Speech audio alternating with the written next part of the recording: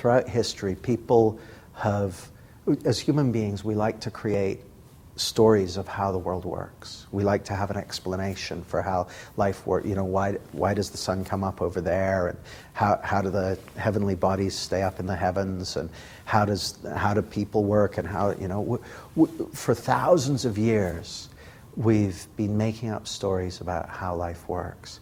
And every single one of those stories, at a certain point in time, we see through it to a more fully explanatory story, to a story that's more closely connected with how life really works. And at certain points we go, oh, actually that's a principle.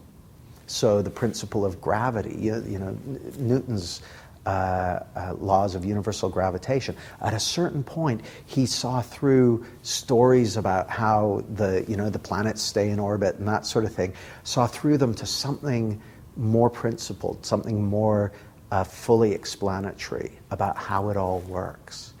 And so how it looks to me is that what we're seeing is explanatory principles about how our experience of life works. And one that you can really hang your hat on is the statement, we're always living in the feeling of our thinking. As my friend and colleague Keith Blevins says, we're always living in the feeling of our thinking. That's a constant, that's a fact.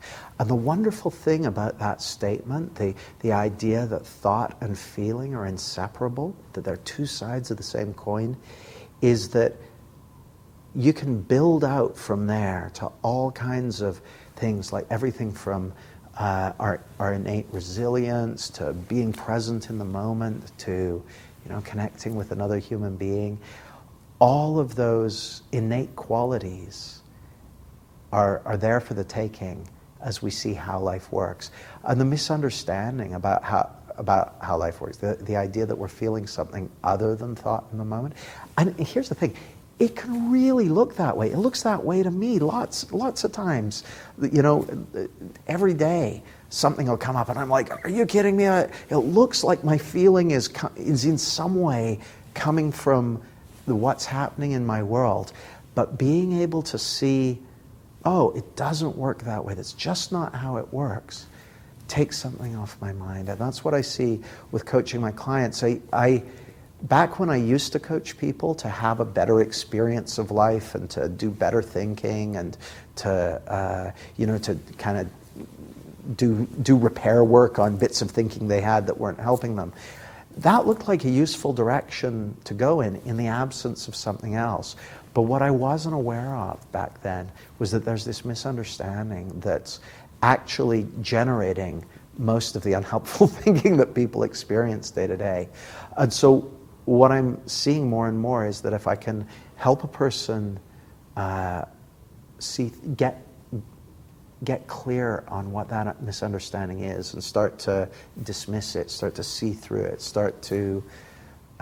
what happens is that, like, we all get caught up in the outside in misunderstanding, the idea that we're feeling something other than our thinking. Everyone does.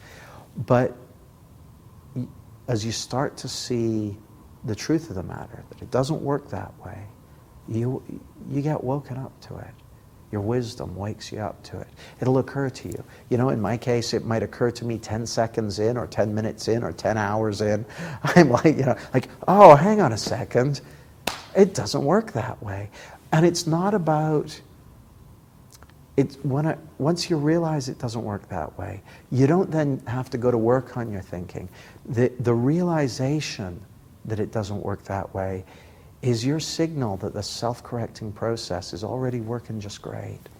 It's already being handled for you. You don't need to do anything about your thinking. And one of the things I love about this understanding is you don't need to be evaluating your thinking or going, oh, what am I feeling? What does that mean? Am I having a good thought or a bad thought?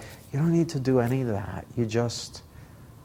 You already have this brilliantly calibrated self-correcting system that works beautifully. And the more you're able to see for yourself how that's working, the more you're able to see how it works, and also get awareness of how it doesn't work, it brings you into alignment with it. And you'll find yourself having a richer experience of life and being more connected with other people, and you'll still go off base and get, caught up in your thinking, but you'll wake up to it and you'll find your way back to a greater alignment with how life works, and it'll take. It's a direction that you'll know for yourself is a good fit for you, is a good direction for you. The way I think about it is that I talk about innate thinking, and innate thinking is your ability to have an experience of life, your ability to think, to perceive, to feel, to learn.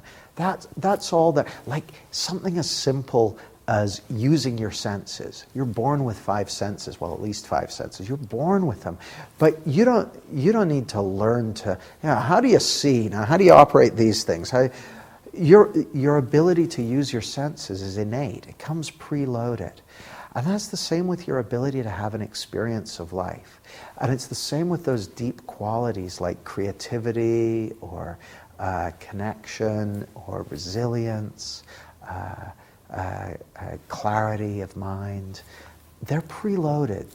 You get them free. You get them included free with the package. And so the principles are what's creating our experience of life, moment to moment to moment, and they're constants. They're like gravity or any of the other constants of the physical world. These principles are always what's creating our experience of life, and so you get to benefit from them, and you get to benefit from everything that's implied by them as well.